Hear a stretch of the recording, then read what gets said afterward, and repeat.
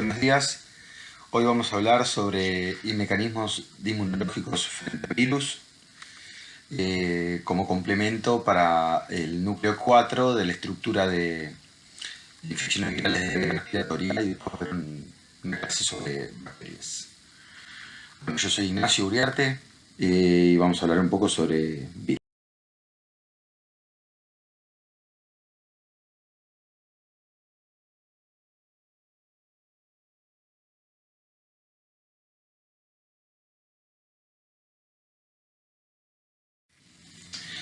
Bueno, las infecciones por virus son muy variadas y dependen principalmente de diferentes tipos virales, ya que parten de material genético que puede ser DNA, o sea, ADN o ARN. Y además pueden existir diferentes estructuras, como vimos, que pueden ser simples o doble cadena. También pueden ser con polaridad positiva y negativa, que es importante mencionar esto porque hay algunos virus que tienen propiedades biológicas de establecerse en el organismo o permanecer de manera latente o ensamblarse al genoma. A esos virus que se han asociado a cáncer y se han ensamblado al genoma, se conocen como virus oncogénicos, como el virus papiloma humano o el virus Epstein-Barr. La estructura de los virus está compuesta por un genoma, como dijimos. Algunos de ellos carecen de maquinaria biosintética propia, por lo tanto son parásitos intracelulares estrictos que utilizan la maquinaria biosintética del huésped,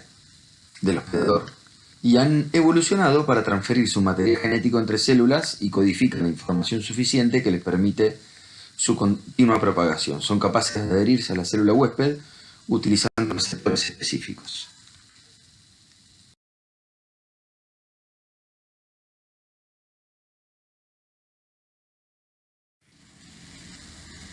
¿Está bien? Hay diferentes tipos de algunas diferencias puntuales respecto a cada uno de los virus. Fundamentalmente mencionar que en el caso de los retrovirus, las infecciones requieren la utilización de una transcriptasa reversa que copia el ARN viral para hacer la doble cadena y poder generar ADN viral que va a generar una transcripción y después una traducción. En cuanto a el tipo de adaptación que ocurre entre el virus y el hospedador, vamos a saber que existen tres niveles.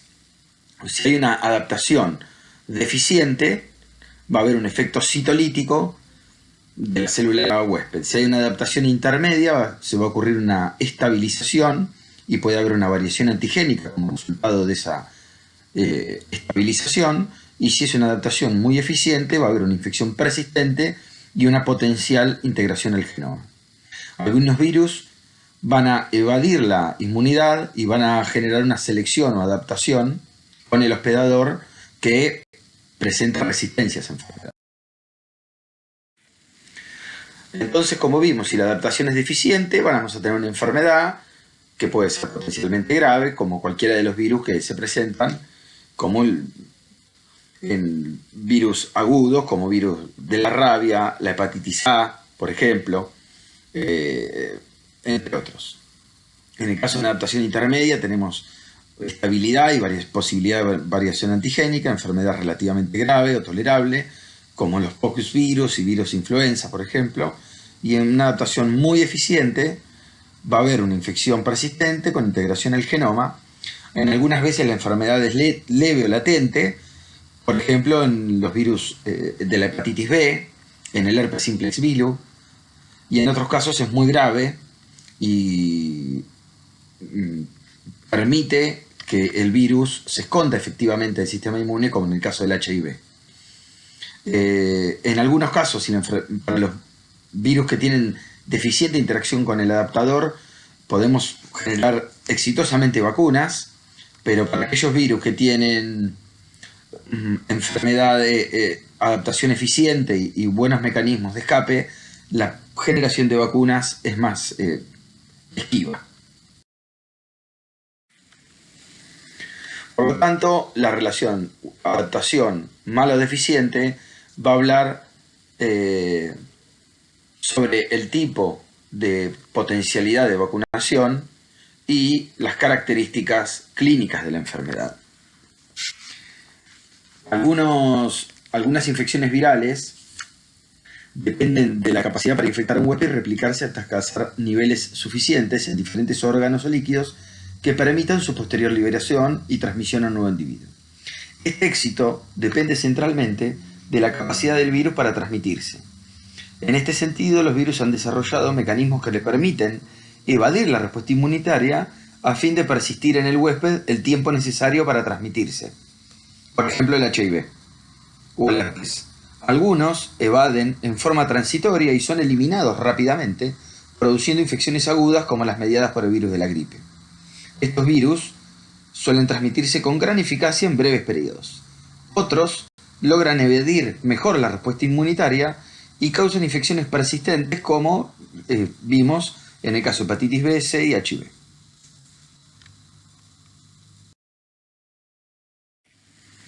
Las infecciones agudas ocurren en días, como cualquiera de los virus de la vía respiratoria, duran días, y hay una buena interacción de la respuesta del sistema inmune y se elimina la infección. En los virus latentes, la duración del tiempo es una infección aguda, y crónica y recurrente. Interacción inmunológica existe después, pero es ineficaz para prevenir las recaídas, y existe inmunosupresión que condiciona las recaídas. O sea, los estados de inmunosupresión condicionan las reapariciones. Por ejemplo, el herpes, típicamente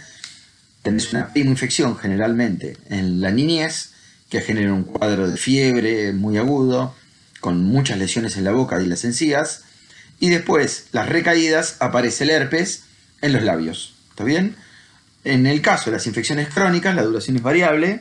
¿sí? Hay una interacción inmunológica entre el virus y el hospedador que permite que el virus se persista, y la respuesta inmune no influye en el patrón de la enfermedad, típicamente entre hepatitis B y C, por ejemplo.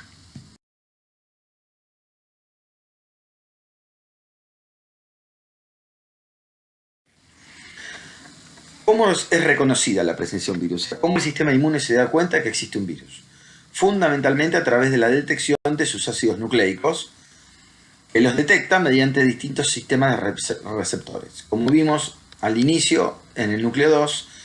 podemos decir que estos receptores son los receptores de tipo TOL, los receptores tipo RIG1 y los sensores de ADN o de DNA, ¿está bien?, que se encuentran dentro de las células. El reconocimiento de la infección viral va a inducir a la producción de interferones de tipo 1. ¿Está bien?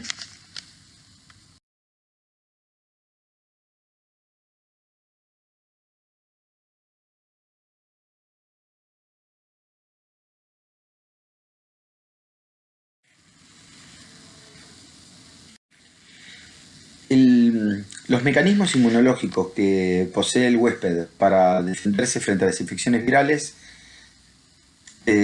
son estructuralmente dos, dentro de los que participan la inmunidad innata antiviral y la inmunidad adquirida antiviral, siendo el mecanismo de interferón y de células natural killer, junto con la respuesta inmune celular, los principales mecanismos que intervienen en la defensa de estas infecciones. En la inmunidad innata antiviral, el primer paso al desarrollo de la respuesta inmune antiviral es el reconocimiento de los componentes virales. Este reconocimiento de componentes virales puede ser el reconocimiento de patrones que reconocen partículas virales. Es temprano y pone en marcha un conjunto de respuestas dentro de que se destaca la producción de interferón. Los interferones de tipo 1, que son citocinas con capacidad de interferir en la replicación viral y regular la respuesta inmune, ejercen además poderosos mecanismos inmunoreguladores y son producidos inmediatamente después, luego del reconocimiento de moléculas virales en el citosol celular o en el compartimiento endosómico, y actúan de forma autócrina y parácrina, induciendo la activación de ciertos genes antivirales y produciendo genes que inhiben la replicación viral. La producción de interferón de tipo 1 representa el mecanismo efector temprano más importante propio de la inmunidad antiviral. Existen tres familias de interferón, dentro de las cuales para las infecciones antivirales son predominantemente las de tipo 1, ¿sí?, que tienen origen leucocitario.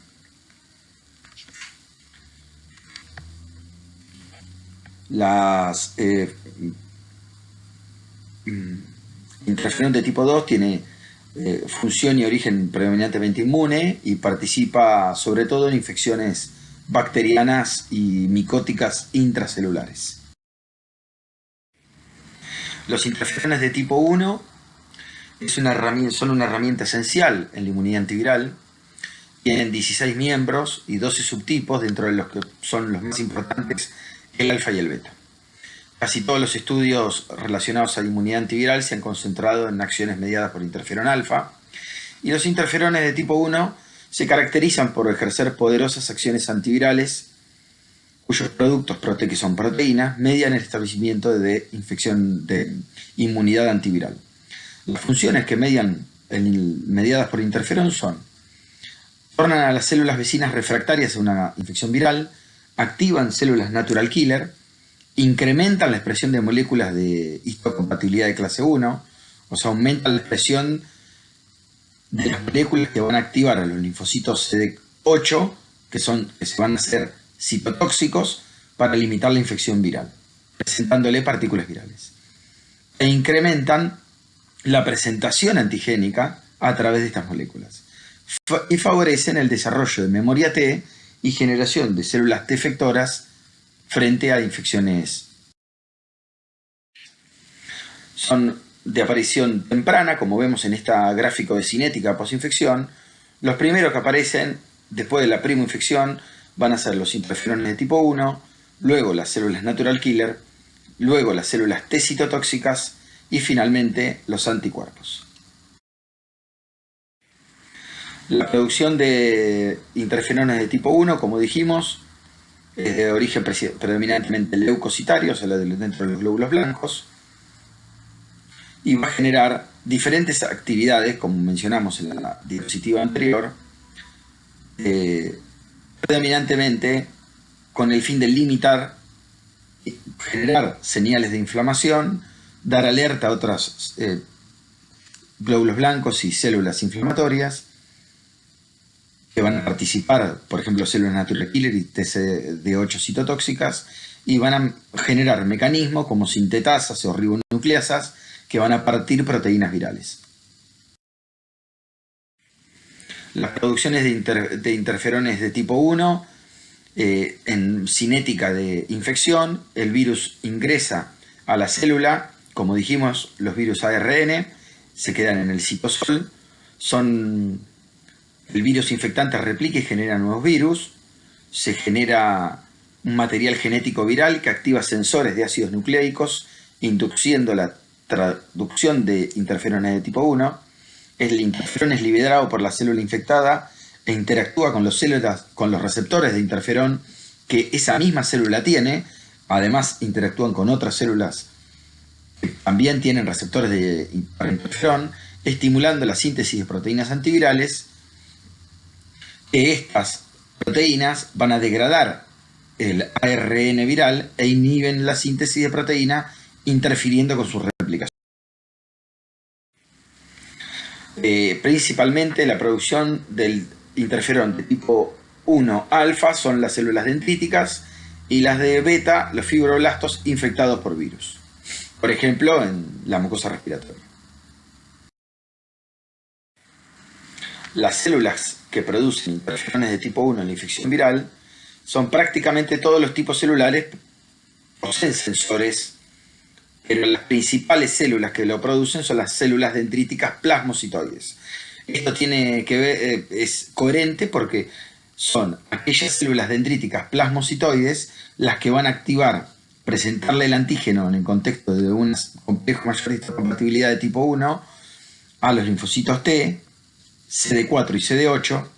predominantemente el de tipo 1 a los CD8 y de tipo 2 a los CD4, para generar una respuesta efectora antiviral específica, adaptativa, que después va a generar memoria para futuras. Las células dendríticas plasmocitoides son relevantes en la etapa temprana de infección viral, comprenden un pequeño porcentaje de las células mononucleares de la sangre, expresan altas cantidades de receptores de tipo TOL dentro del citosol en la vesícula endocítica, los cuales conocen ADN y ARN viral, expresan una extraordinaria capacidad para producir interferón de tipo 1,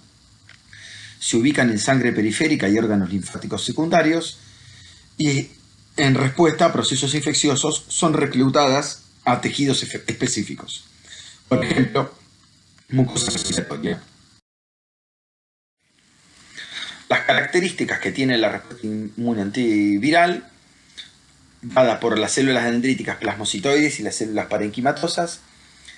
que tienen altas concentraciones de interferón de tipo 1, inducen una cierta cantidad de genes que generan un estado antiviral, que como sabemos van a activar las células natural killer que han sido reclutadas al sitio de infección. Los interferones de tipo 1, como el alfa y el beta, van a estimular la producción de otras citoquinas que median el reclutamiento de más células al sitio inflamatorio, y estas células natural killer que han llegado a través de los vasos sanguíneos al tejido van a producir citotoxicidad, induciendo la apoptosis de las células infectadas y produciendo citoquinas como interferón gamma y factor de necrosis tumoral alfa, que van a activar otras células, activar macrófagos y generar la activación de células citotóxicas.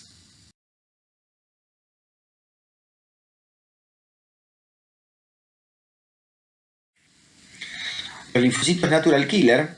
forman parte de la inmunidad innata y participan en la conformación de la primera línea de defensa contra agentes infecciosos. No obstante, su función no se restringe al campo de la inmunidad innata, ya que las células natural killer representan un nexo muy importante entre la inmunidad innata y la inmunidad adaptativa, en función de su capacidad de secretar citocinas, tales como el interferón gamma y el factor de necrosis tumoral alfa. Imagínense lo importante que son estas células en el control de la inmunidad antiviral y además antitumoral, que las deficiencias de estas células, hay pacientes que tienen defecto en la producción de estas células o que nacen con inmunodeficiencias que le generan un estado de susceptibilidad extremo frente a infecciones, por ejemplo, como varicela, Epstein-Barr, y mueren a causa de estas infecciones. O sea, el paciente en el primer contacto con estas infecciones virales tienen evoluciones generalmente fatales o muy, muy severas.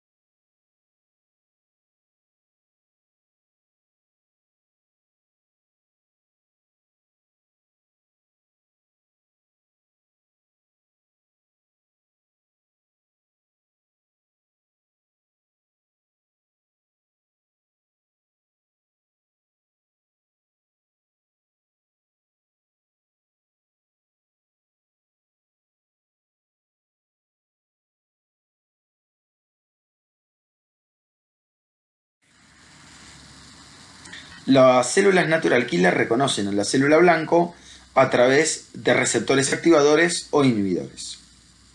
Si el balance del juego de los receptores inhibidores sobre los activadores, no se va a producir muerte celular o apoptosis de la célula blanco. En cambio, si se pierde la posibilidad de expresión de receptores de señales que sean reconocidas por los mecanismos inhibitorios, las células natural killer, va a predominar la activación de las células natural killer. Como resultante se va a generar una lisis de la célula infectada por apoptosis. Esto es fundamentalmente otorgado por la expresión de moléculas del complejo mayor de histocompatibilidad de clase 1. Esa es la principal señal inhibitoria que tienen las células natural killer. Las células infectadas que presentan antígenos en el contexto de MHU, de complejo mayor de histocompatibilidad de clase 1, van a generar notable activación y pérdida de expresión de antígenos inhibitorios, como así también la transformación neoplásica de las células tumorales que pierden la capacidad de expresar moléculas de histocompatibilidad de clase 1. Los receptores activadores e inhibidores que expresan las células NK son diversos. Lo importante es que aquellos receptores, sobre todo los que reconocen moléculas de clase 1 y moléculas del complejo mayor de histocompatibilidad, van a ser aquellos que van a tener predominante efecto inhibitorio en las células natural killer. La pérdida de la posibilidad de señalizar a través de estos receptores va a dejar en libertad a aquellos receptores activadores, dentro de los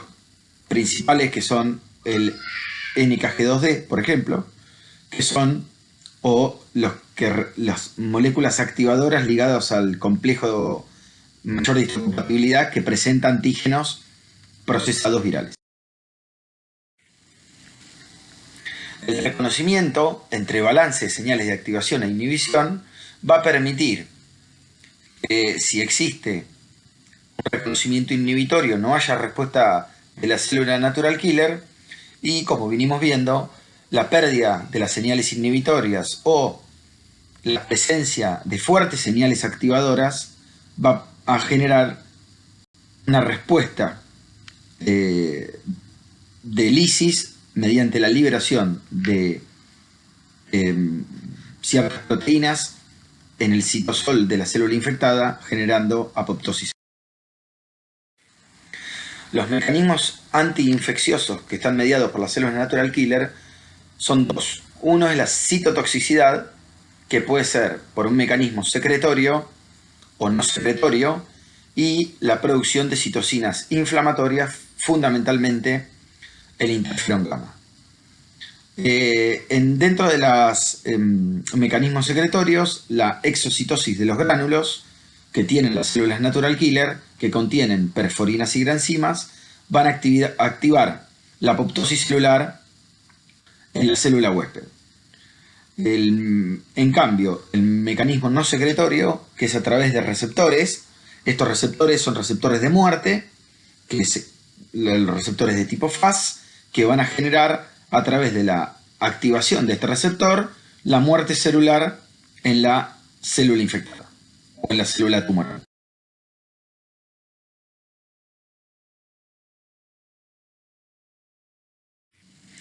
¿Y por qué sería ventajoso para el anfitrión presentar péptidos víricos producidos inicialmente en el ciclo de replicación, y cuáles podrían no formar parte del virus ensamblado?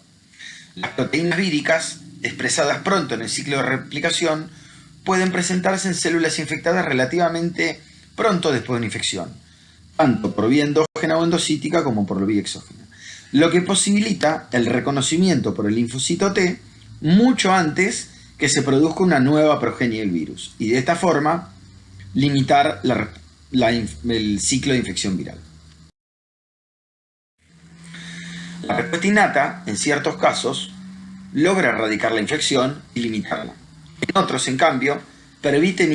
evitar la diseminación del patógeno hasta que se active una respuesta inmune adaptativa eficaz, celular, citotóxica, mediada por linfocitos TCD8 predominantemente,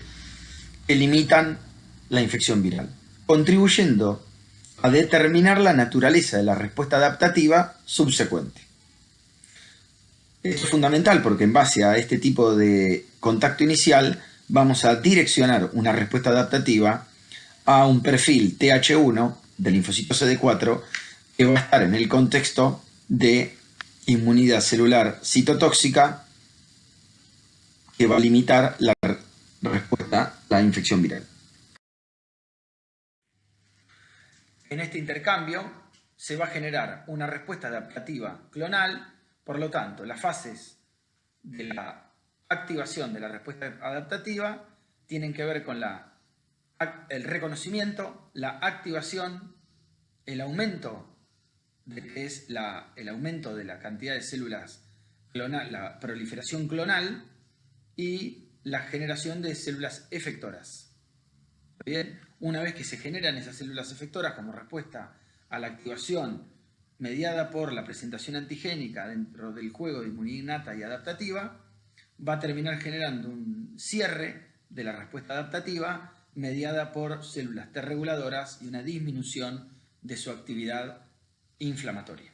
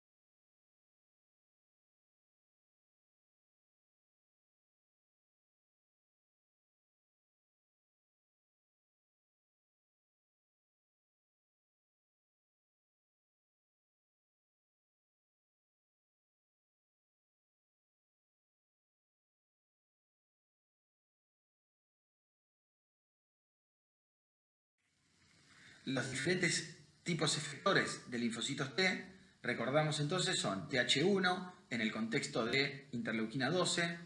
TH2 en el contexto de interleuquina 4, TH17 en el contexto de factor de crecimiento transformante beta o interleuquina 6 y generan predominantemente interleuquina 17. La TH9, que genera predominantemente interleuquina 9 y responde principalmente a infecciones extracelulares y parasitarias. Las TH22, que también se responden específicamente para infecciones extracelulares y activan neutrófilos de forma muy eficaz. Y la culminación de la respuesta inmune, que va a estar a cargo de las células T reguladoras, que tienen como mediador la interleuquina 10 y el factor de crecimiento transformante beta, y las células T foliculares, que son las que van a encontrarse en los órganos linfáticos secundarios, que no van a requerir presentación antigénica previa y van a estar a cargo de el control de infecciones extracelulares y la activación de linfocitos B. En este esquema, que está adaptado de una presentación acerca de el control de la respuesta inmune, podemos ver cómo la presentación, abajo a la izquierda, cómo la presentación antigénica en el contexto de una célula dendrítica produce una diferenciación específica en un contexto de diferenciación específica acorde a las citoquinas que se producen, de acuerdo al receptor de reconocimiento de patrones que se utilizó para reconocer ese antígeno, que está condicionando su reconocimiento y por lo tanto su respuesta inmune específica que se va a generar la activación de las células T foliculares, que son células T que ya estaban en el órgano linfático y que van a promover la activación del linfocito B mediante la cooperación del linfocito T y B en este contexto, generando la presentación antigénica, el reconocimiento, la colaboración del linfocito T y B. Van a producir entonces el cambio de clase a través de la recombinación somática y mejorando la avidez y la afinidad por ese antígeno. Esto va a condicionar la creación de linfocitos B específicos que van a generar anticuerpos, y estos anticuerpos van a ser generados por los plasmocitos que se encuentran en la médula ósea, y en el órgano linfático secundario se produce la hipermutación somática y el cambio de clase,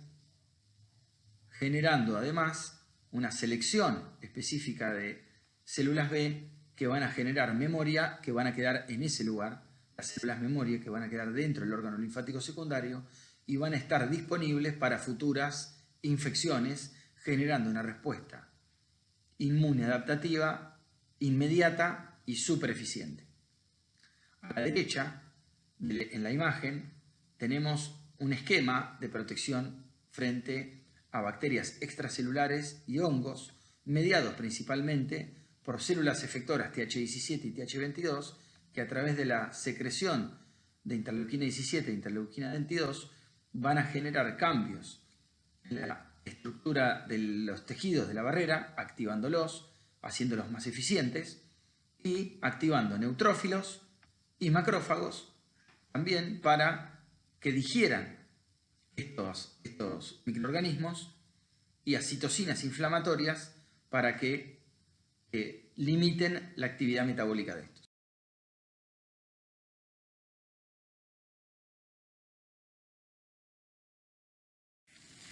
La respuesta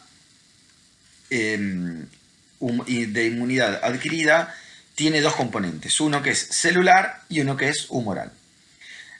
La respuesta inmune humoral está fundamentalmente otorgada por anticuerpos que van a tener funciones predominantes, de los cuales los principales de los anticuerpos, recordamos, hay 4, la IgG, la IgA, la IgM, la IgE, y estos anticuerpos van a reaccionar frente a antígenos virales, reconociendo virus libres, bloqueando la absorción del virus a la célula, estimulando la fagocitosis, activando complemento y generando aglutinación viral, que dificulta su paso a la célula. Y en las células infectadas va a generar citotoxicidad dependiente de anticuerpos,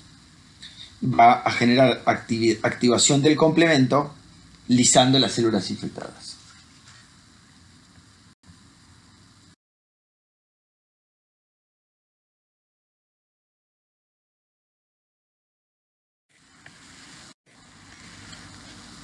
La inmunidad específica contra infecciones por virus participan tanto la humoral como la celular. En las etapas iniciales de la respuesta adquirida, los anticuerpos IgG e IgM tienen un papel fundamental en la neutralización viral, ya que van dirigidos contra las proteínas externas de la cápside de envoltura y participan en la absorción al receptor celular, por lo tanto limitan el ingreso del virus a la célula. Además, opsonizan a los virus, lo cual hace más eficiente su función fagocítica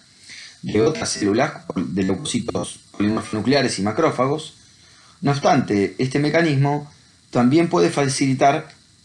la infección a través de receptores Fc de inmunoglobulinas si la célula blanco lo expresa, pero también es importante la actividad de acción lítica del complemento cuando el anticuerpo reconoce virus envueltos en la membrana de las células a las que infectaron y además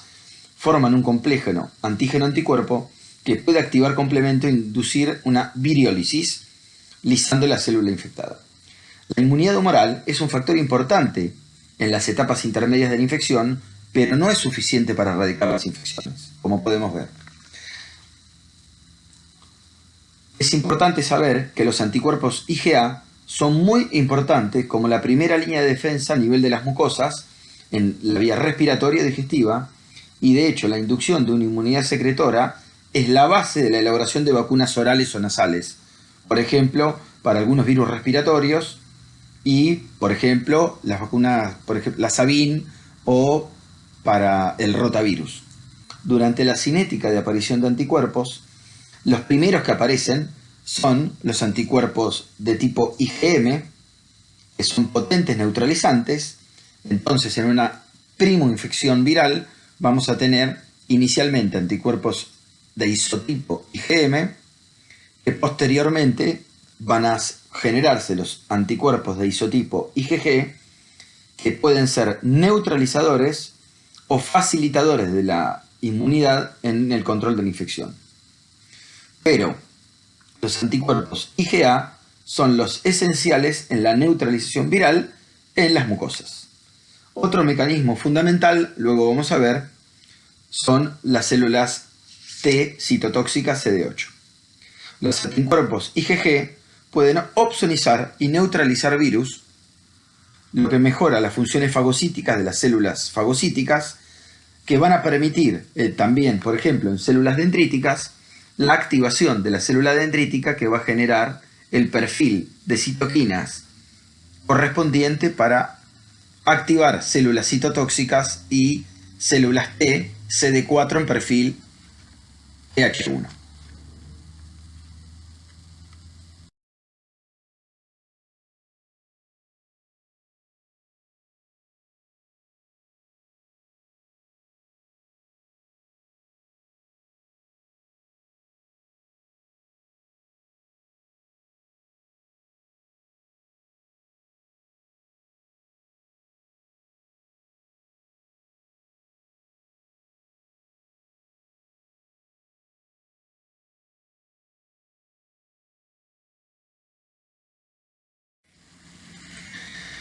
La citotoxicidad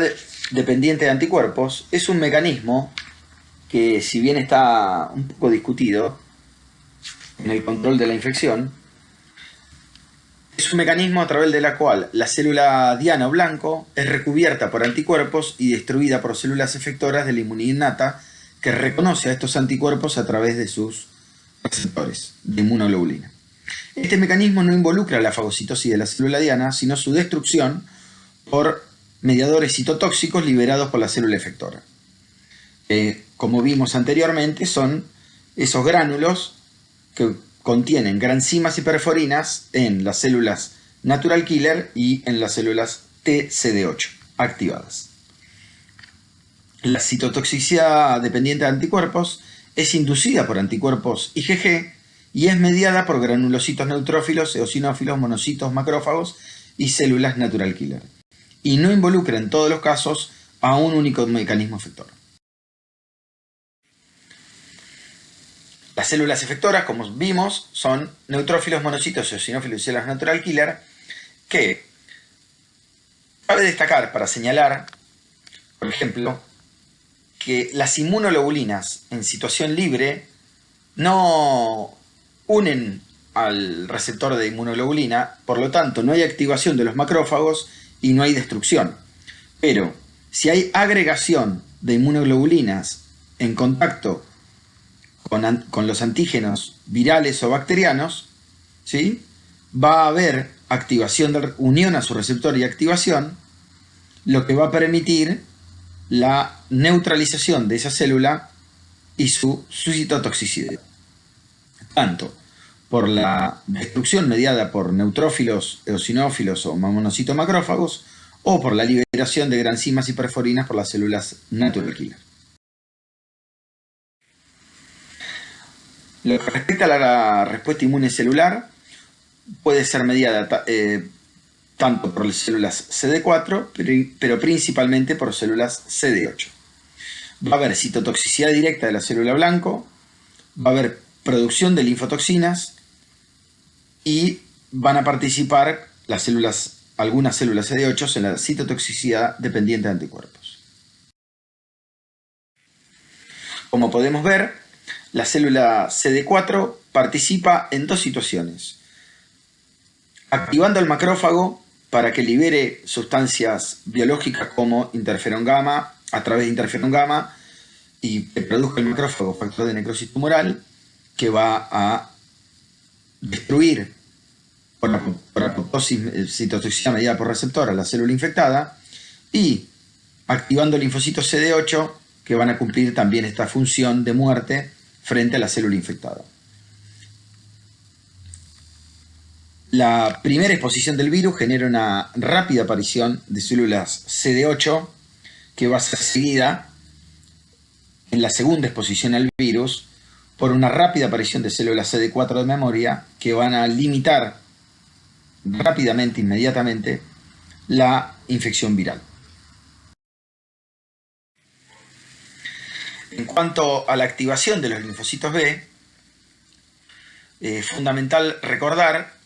que el linfocito B reconoce al epitope de la cubierta viral a través de una inmunoglobulina G de superficie, que va a ser la primera señal de activación. El virus es internalizado y sus proteínas son procesadas por la vía exógena, porque entró reconocido por un receptor por la inmunoglobulina, por el BCR. Esto en el ganglio linfático secundario va a haber presentación de péptidos virales al linfocito TH2. Este linfocito TH2 va a colaborar con el linfocito TH1 y va a generar la segunda señal de activación y va a permitir la producción de anticuerpos específicos contra la cubierta viral y la generación de linfocitos B de memoria y linfocitos E, CD4, efectores de memoria, que van a permanecer en los órganos linfáticos secundarios, y los linfocitos B de memoria, que van a permanecer también en órganos linfáticos secundarios, y los plasmocitos, que van a ir a médula ósea, para, en futuras exposiciones del virus, rápidamente responder y generar anticuerpos neutralizantes y limitar las infecciones virales y generar una respuesta citotóxica precoz ante las futuras exposiciones virales.